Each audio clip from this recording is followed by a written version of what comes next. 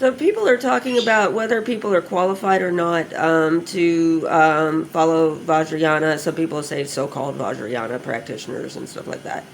I have encountered quite a few. However, it's hard to tell so-called. What is so-called?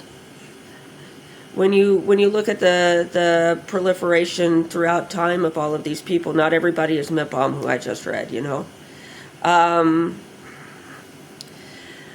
One of the things is if you can find somebody who's qualified to be a guru, you need to be able to parse their instructions. You need to use the lessons that they give you in order to parse what they're telling you further. One of the things about not exaggerating, not elaborating, not listening to what they're saying and recognizing your own emotions, how your emotions are changing their words. We talk about everything that we see being a projection of illusion. What do we really perceive? What is really real? I mean, we feeling ourselves around us and stuff like that. So when you're dealing with gurus, instructors, people that have a higher understanding of the non-reality of reality, and then yet they're still able to talk to people. They still get up in the morning and they still say things to people. And if they say they're telling you about things that you haven't experienced yet, that you're going to need these practices in order to carry on.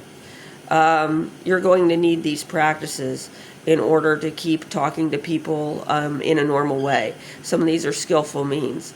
So some people are like, I was watching something about, people reading things in the wrong order, or the specific order is different. Now there's grades of difficulty and things like that.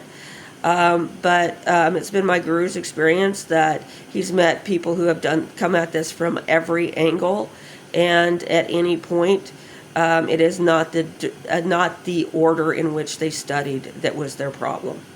That was never a handicap. That when the proper instruction, you read what is available to you when it's available to you. If you read a book that's over your head, you still gain something from it because you get a familiarity with vocabulary, you get a sense of how difficult it is, and you get a sense of we don't live in an environment where people are reciting these things in our language on a regular basis down the hall. These books are read out loud.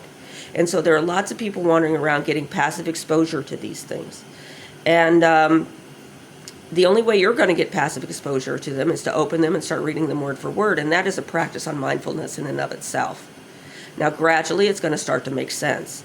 Maybe that book won't make sense. You need to get another book. But then, if you have the capacity to remember words and you don't know the meaning of them, this is your path, right? If you don't have that capacity, you need somebody else to give you instructions.